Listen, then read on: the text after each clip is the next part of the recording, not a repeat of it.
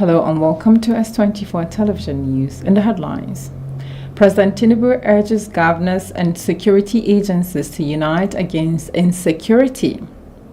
Nigeria's oil sector records historic daily production, and coaches and officials to receive specialized training ahead of the 2026 Niger Delta Games. I am Halima Abdulrauf. Now the details of our major stories. President Bola Tinubu has ordered security agencies to deepen coordination with state governors to prevent further incidents of kidnappings across the country. He stressed that Nigerian students must never again face the trauma of terrorism, as he commended security forces for rescuing 100 students abducted from Papiri Catholic School in Niger State. In a statement by spokesman Bayo Onanuga, the president urged the agencies involved to accelerate effort to secure the release of the remaining 115 girls, students and teachers still held captive, and he assured parents that the federal government and the Niger State authorities are working closely to ensure every abducted child returns safely to their. A security expert is calling for more rigorous personal screening and advanced training for those entrusted with national and technological assets. Retired Major General Muhammad Umar Rowan, on his extensive military experience, warns that careless recruitment poses dangerous vulnerabilities, a concern underscored by recent cases of internal sabotage in major global tech institutions. Now the report. Well, you see, community engagement is vital security, because as I've stated that no insecurity thrive without the support of the immediate community.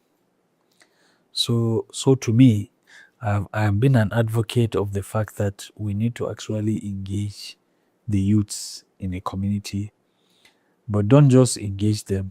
You have to make sure that they should believe in what you're doing, because there are some people that can play double agent. They can be agent for the security forces and be agent for the insurgents. So what we need to do is we should be very careful. We should select carefully. We should be able to make sure that they are well trained. Not only are they well trained, they should be able to believe in the fact that they are working for their own community. They should see how dangerous the actions of insurgents, how bad it is to them. I used to tell people that I remembered there was a time I was in Maiduguri and I had the chance to discuss with some people. I did a small table for them and I asked them, who constructed road for you? Government. Who did school for you? Government. Who did hospital for you? Government. Who gave you a police station, an army, and what have you? I gave them a whole list of what the government does for them. So I now asked them, okay, what does Boko Haram do for you? All what they do for you is they bring IED, they kidnap your woman, they kill you, they prevent you from farming. So it's all negatives. So these are some of the ways in which you can drive your points. You show them the good that the government is doing and the bad that the insurgents or the bandits are doing. And I could see at that time that all of them, they begin to start thinking that it is true that this one cannot be my friend. Somebody who is, all what he does is get an IED for you, he kidnaps you, he kills you, he stops you from farming, he stops you from going to the market, he attacks you indiscriminately, and because of him you cannot go out, cannot be your friend. You know, so they are all, so by the time you do such kind of engagement with those communities, I can tell you that you can have combats. People who will believe that this kind of insurgency and banditry are not what we like in our community. And if you do such things, it will reduce those who actually will be supporting the bandits and insurgents, and it will actually increase those who will be for peace. And that is the way to go. And that's an eye-opening conversation there. Moving on, the Nigerian Air Force has explained the circumstances surrounding the diversion of its C-130 aircraft to Burkina Faso. NAP says the decision was a precautionary one taken after the crew detected a technical concern shortly after taking off from Lagos. According to the Director of Public Relations and Information, Air Commodore Ehimen Ejodame, the aircraft diverted to Bobo Dioulasso, the nearest airfield, in full compliance with international aviation safety protocols.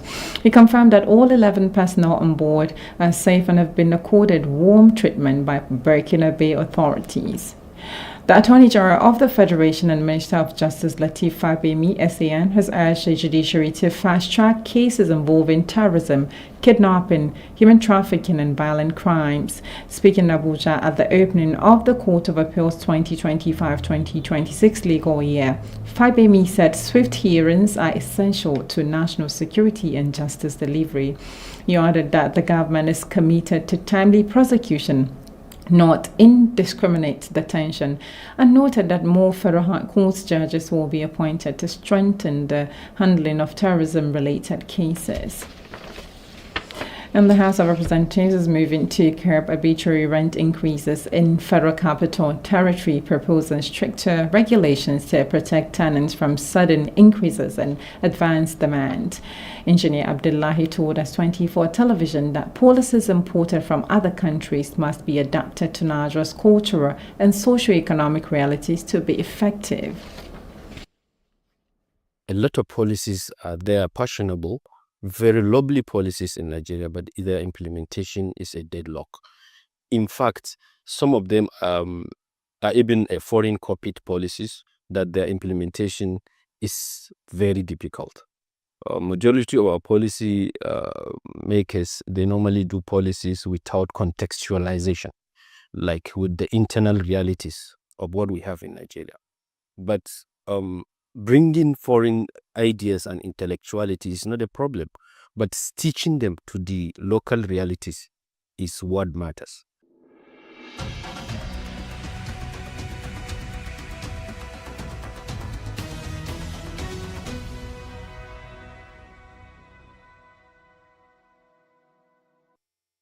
The House of Representatives has proposed measures to curb arbitrary rent increases and advance rent demands here in the FCT. From where you sit, is this kind of regulation necessary, or could it be a roadblock to the industry's growth? Well, the regulation is necessary and is important, but how about implementation? A lot of policies are there, fashionable, very lovely policies in Nigeria, but their implementation is a deadlock. In fact, some of them are even a foreign copied policies that their implementation is very difficult. Majority of our policy makers, they normally do policies without contextualization, like with the internal realities of what we have in Nigeria. But bringing foreign ideas and intellectuality is not a problem, but stitching them to the local realities is what matters. And that is why we are having what we call implementation gap, whereby people will want to look like Dubai. You call it isometric mimicry. But your energy to become like Dubai is not there in place. So these are the kind of things we have to look at, to when it comes to policy formulation and policy creation in Nigeria. So we're looking at different places around the world that have got things that we'd like to see implemented in Nigeria. We're replicating them, duplicating them in their entirety, but without the necessary connections to put it into the ground here in Nigeria from the reality of it's what we've got as opposed to what we'd like it to be. Exactly. If you copy a policy of Finland, we have different languages, we have different economic strength, we have different politics. We have Nigeria. We have how many ethnic groups? We have more than 200 and something ethnic groups. That's officially. But that's official. But we have in Finland how many ethnic groups? Tell me. Maybe only foreign ethnics that they have, but they have the same language, which is easy to govern. But Nigeria, we have different people, we have different psychologies, we have different religions, we have different. So you can't take that concept and apply it into a very complicating environment like Nigeria. And the future of the People's Democratic Party and ongoing efforts to stem high-profile defections will dominate discussions this week as the Tanimu Tureki-led National Working Committee begins a major round of engagement with key stakeholders. A member of the NWC who spoke anonymously said the meetings aim to stabilize the party amid widening internal disputes and competing leadership claims. Confirming the plan, National Organizing Secretary Theophilus Shan said consultations have been scheduled with state chairmen, lawmakers, former governors, ex-ministers, and national ex-officio members. The renewed outreach follows continued resistance from the Nyesom Wiki-led faction, which insists it remains the legitimate leadership despite the Ibadan Convention that produced Tureki and other NWC members. The engagement begins Wednesday and will include the presentation of a certificate of return to the PDP's 2026 Ikiti governorship candidate. The party hopes their talk will rebuild confidence and stem further defections. And Nigeria's Governors Forum is calling for a stronger, more sustainable financing model for the nation's education sector. Speaking at the 2025 Education Summit in Abuja, governors emphasized the need for improved teacher training, expanded access to technology, and community-driven financing structures to make learning more inclusive. For more on this commitment, we join our correspondent, Zainab Ibrahim.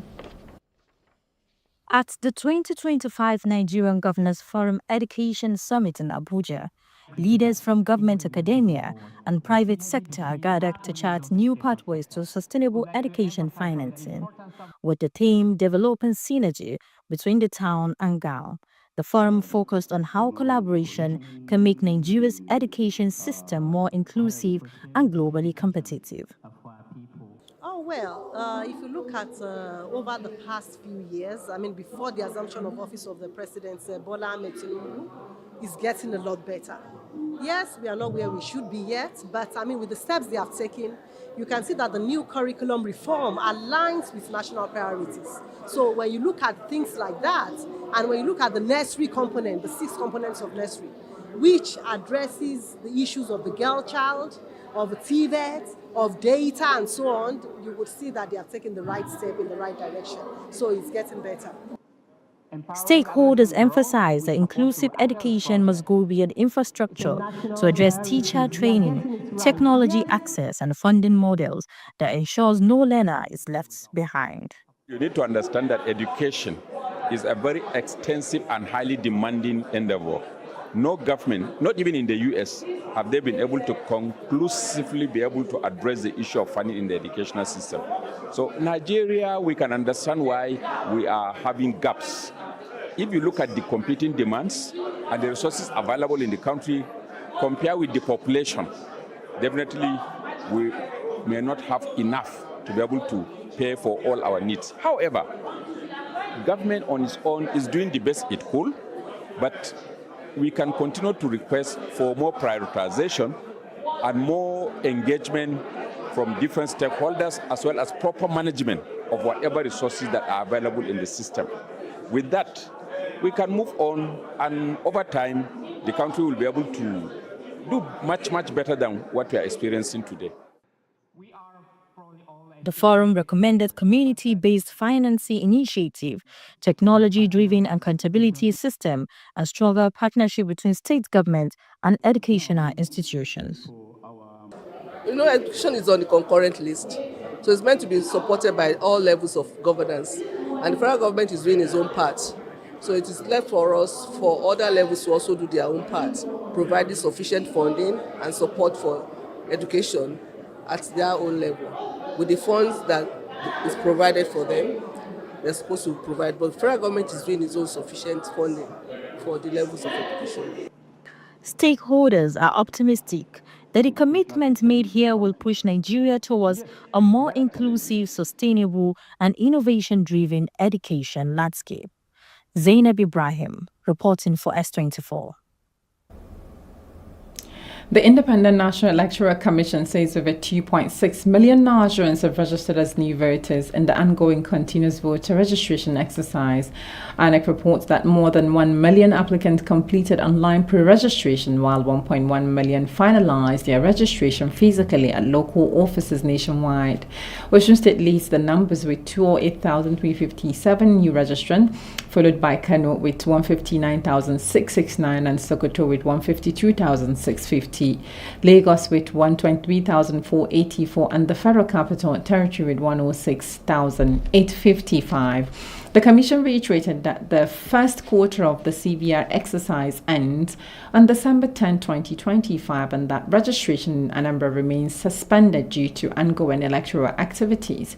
It also announced that the display of the register of voters for claims and objections will run from December 15 to 21st at local government offices. Meanwhile, the dialysis center in Katsina is witnessing a surge in patients following government subsidies that have reduced the cost of dialysis by more than 50%. Nephrologist Dr. Shamsuddin Yusuf told S24 that the initiative reflects the government's commitment to expanding affordable healthcare access across the state. Now, the reports. We have patients that satisfy the criteria for renal replacement therapy. That is the hemodialysis we do here. Most of them are referred from other centers. Some of them are admitted into the main hospital, orthopedic hospital, some referred to this center. Most of them that come here doesn't have a central line. There's an access where we connect the patient to the machine. Mostly we use jugular or subclavian vein, sometimes femoral vein. Very few cases we have patient with AV fistula. We pass the central line, and then we have nurses that start the patients on dialysis using the machines. We take a brief history, we examine, then we look at the results to confirm, yes, truly this patient has kidney disease. Most of them is acute on chronic kidney disease. After confirming, most of them have full-blown uremic symptoms. For the first session, we give them 2 hours. We render it intentionally ineffective to prevent a complication we call dialysis disequilibrium syndrome. Most of those that develop that complication end up in the ICU. So we give them 2 hours instead of the conventional 4 hours. It's 3 sessions per week on alternate days. We assess them at interval to know if the patient is doing well. Recently, after some months, the governor subsidized it by 50%. So patients pay 25,000 naira now per session of hemodialysis, and you can see them coming. When we compare with other centers around, in the Federal Teaching Hospital, in Kano, it's getting to 100,000, I think 90,000 or thereabout. So imagine 25,000. They call us themselves from there, that we are sending patients to you. It's cheaper. Previously, there is a center in General Hospital Katsina, but it has been epileptic. Sometimes the machines are not functioning. So sometimes the patients get the consumables from the General Hospital and then take the materials to Federal Teaching Hospital and pay some token to be dialyzed. But with this center, new machines, new equipment, patients are actually getting the best. Another advantage is we have machines available for dialyzing septic patients, patients with hepatitis B virus infection, patients with hepatitis C virus, and then HIV patients. We have machines to dialyze them, but lack of enough hands is the major factor. Something has to attract healthcare professionals to Katsina. It's one of the best centers.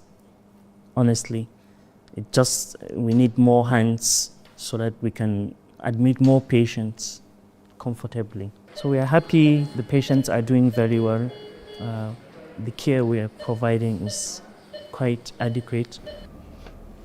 And this is certainly a good development for people in this regard. And the federal government has directed all ministries, departments, and agencies to upload at least 70% of their 2025 budget details onto the 2026 fiscal year digital platform. The directive is part of reforms designed to deepen transparency, strengthen digital budgeting, and accelerate program implementation. According to the Ministry of Budget and Economic Planning, the order follows a review of the transition into the government's new ERP-driven fiscal system. The platform integrates budgeting, procurement, monitoring, and performance reporting across MDAs. The ministry says the upgrade will streamline public finance operations and support more efficient delivery of federal projects in 2026. With this, we'll go on a short break. You can always watch us live on our social media platforms. Still to come.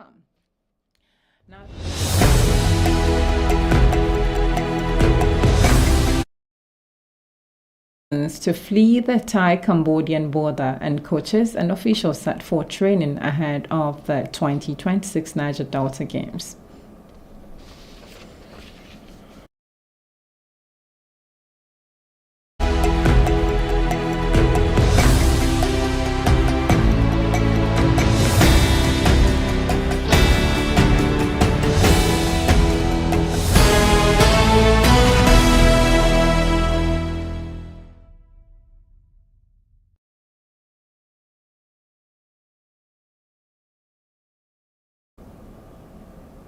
Welcome back. If you're just joining us, it's so S24 Television News. And moving on, NNPC EMP Limited, the upstream subsidiary of NNPC Limited, has recorded its highest daily oil production since 1989, reaching 355,000 barrels per day. The company says average daily production has risen by 52%, jumping from 203,000 barrels per day in 2023 to 312,000 in 2025. According to NNPC, the surge is driven by operational excellence, improved asset management, and structured field development, all pointing to a strong revival in Nigeria's energy sector. NNPC Group CEO Bashir Bayo Ojulari described the milestone as evidence that the industry's turnaround is well underway. NEPL Managing Director Nicholas Philcott added that the achievement reflects the broader transformation taking place across NNPC Limited, powered by strong leadership and a dedicated workforce. And ahead of the festive season, S24 visited Utako Market to observe how stylists and their customers are preparing for the celebrations. Our correspondent Khadija Muhammad brings us the story. The festive season is approaching, and today we are here at Utako Market to hear from hairstylists and customers on how their preparation is going. Both stylists and customers say the prices of braids, attachments, washing, and general hair making services have gone up. Hairstylists explain that as celebrations draw closer, the cost of braiding usually increases. We making the hair, we also charge a lot because we charge double or 3 or 4 because we have a lot of customers. Like normal days, customers used to come out and make their hair earlier. Like every day they make hair. But this festive period, first week, second week, we don't used to have customers until 20th before customers will start coming. You can come and price me lesser. Then another person come price me higher. Then I will leave you to the second person. We make our choice then. But this particular season now, the way the weather and everything is going on, we are looking at. Now the way we handle them, like if you're my regular customers, if you book, though in December we don't book anybody down. First come, first serve. If you're first, I attend to you. Even if you're my regular customer in December period, you not pay me well, I will leave it to another person. You understand? That's how we run season here. Pray that it to Christmas, and it's very, very hard because at times people they will not come early and they will book us before and they will not come early. They have money to buy the extension but they don't have money to pay for braiders. And we braiders are really trying. Like standing from morning to night, it's not easy.